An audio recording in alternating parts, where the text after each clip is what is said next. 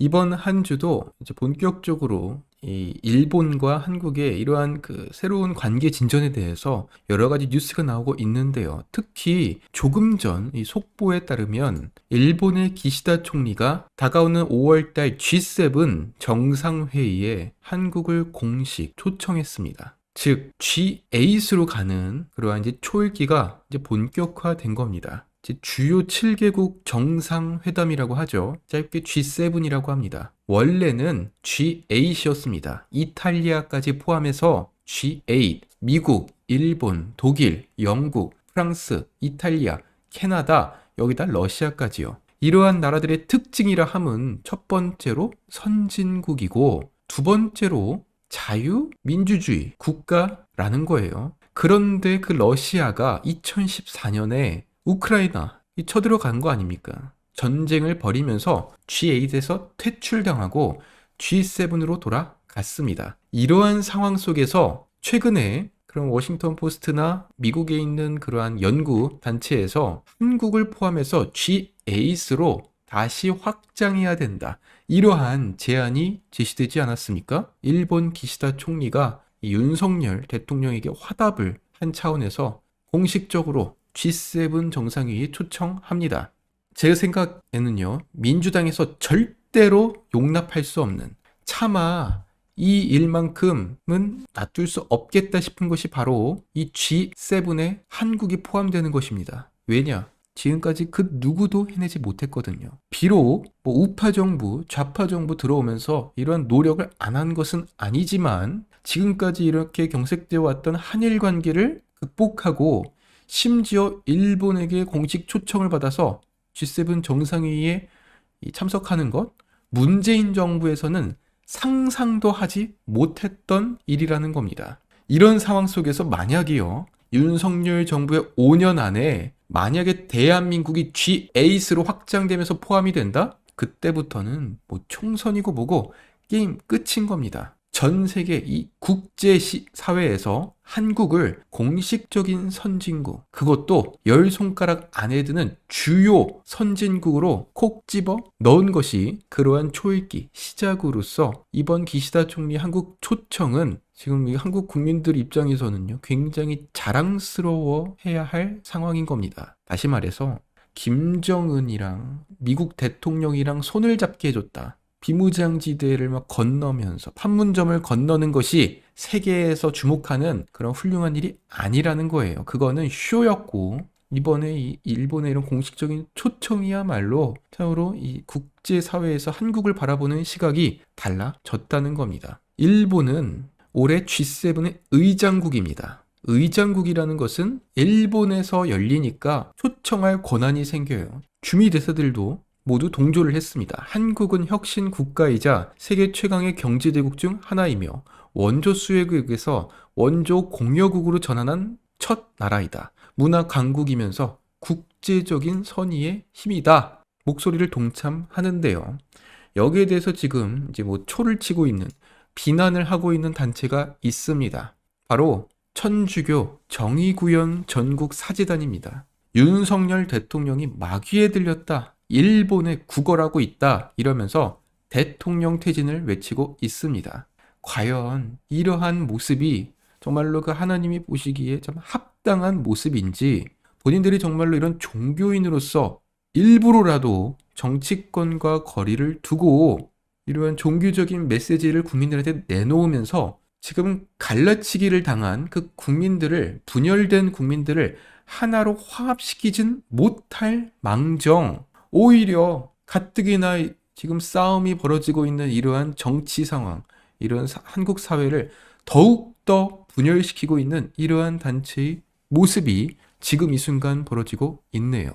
저도 한 종교인으로서 이러한 지금 천주교 일부 단체의 이런 극단적인 행동과 이런 퇴진 운동은요, 제가 볼 때 결코 종교인으로서의 모습이 아니라고 생각합니다. 애초에 이 카톨릭 천주교의 문제의 시작점이 바로 정치권과 권력과 한 몸이 되는 순간부터 부패가 되었다고요. 그러면 그러한 그 과거를 반성하고 경계를 해야 되는 것이죠. 종교에서 정치적 메시지 내놓으면 안 되느냐? 뭐 법으로 금지한 건 아니지만 종교인은 오히려 정치적 메시지를 삼가고 혹시나 내더라도 오히려 국민들을 하나로 화합하는, 더 이상 정치권이 싸우지 말고 이제 여야가 화합해서 하나의 대한민국으로 돌아가도록 우리가 힘을 모아봅시다. 이런 의미로서의, 이런 목적으로서의 정치적 메시지라면 저는 거기에 대해서는 충분히 공감하고 인정을 할 수 있는 여지가 있다는 겁니다.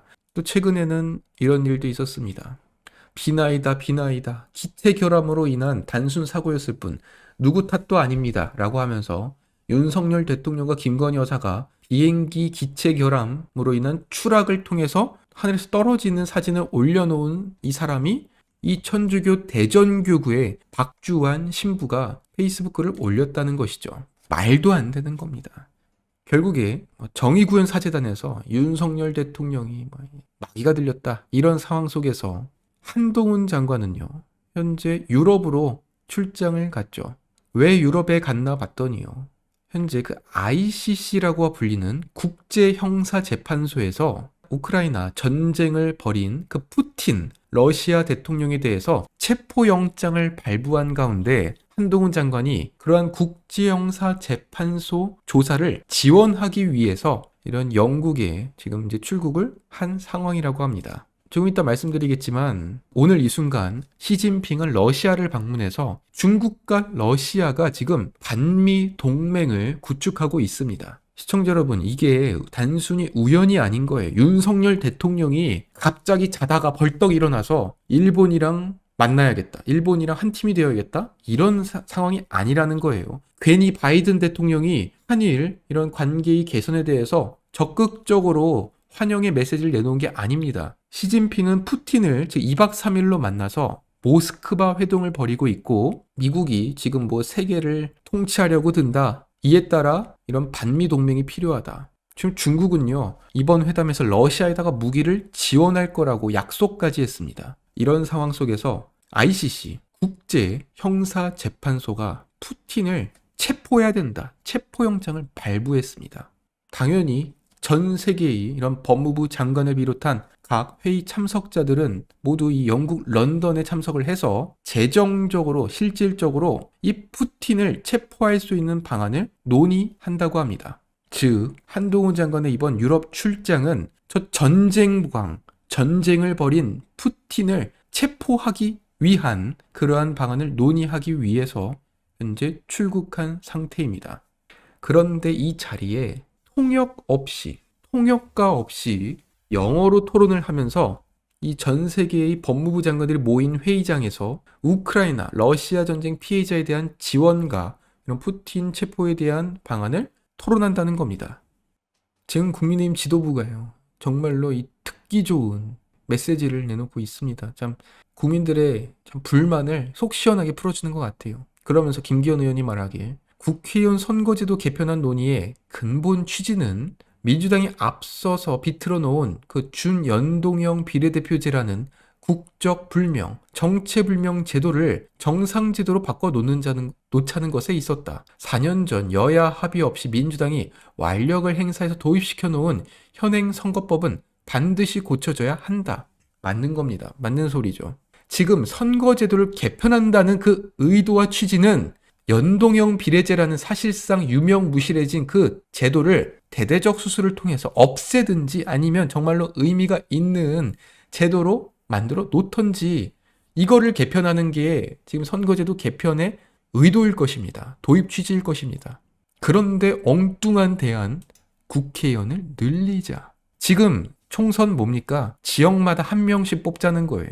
한 표라도 더 많이 받은 사람이 이긴다는 겁니다. 쉬워요. 깔끔해요. 고민할 것도 없습니다. 나는 국민의힘의 A 후보랑 민주당 B 후보 중에서 난 A 후보가 좋아, 난 B 후보가 좋아, 여기에 따라 판단 갈리는 거예요. 그런데 이러한 선거 개편안에 따르면은 우선 내가 살고 있는 지역이 대도시인지 농어촌인지를 따져야 되고, 내 지역구에서는 몇 명을 뽑는지를 따져야 되고, 내 지역구에서 몇 표를 행사할 수 있는지를 따져야 되고, 그러면 내가 만약에 1, 2, 3번 후보를 뽑았는데 전략적으로 4번, 5번을 또 밀어줘야 되는 거 아니에요? 이런 말도 안 되는 논리들이 형성이 되면서 결과적으로 이런 선거 개편을 통해서 이득을 보는 거는 지금 중진 의원들, 이름이 알려진 중진 의원들만 이득을 보는 것이고 새로 정치권을 준비하는 청년, 이런 신인, 정치인들은 다 우수수 떨어지는 것이 바로 이번 정기특위가 내놓은 선거제도 개편안입니다. 즉, 제도는 간단하면 간단할수록 좋습니다. 모든 국민들이 한눈에 보고 이해할 수 있는 그러한 제도가 되어야, 그래야 오히려 모든 국민들이 신뢰하고 신임할 수 있는 선거 제도로서 투표에 나서는 것이지, 이런 식으로 빙빙 꼬아서 옅은 꾀를 쓰면요, 결국에 이 국민들이 다 분노하고 소상을 밝혀낼 것입니다.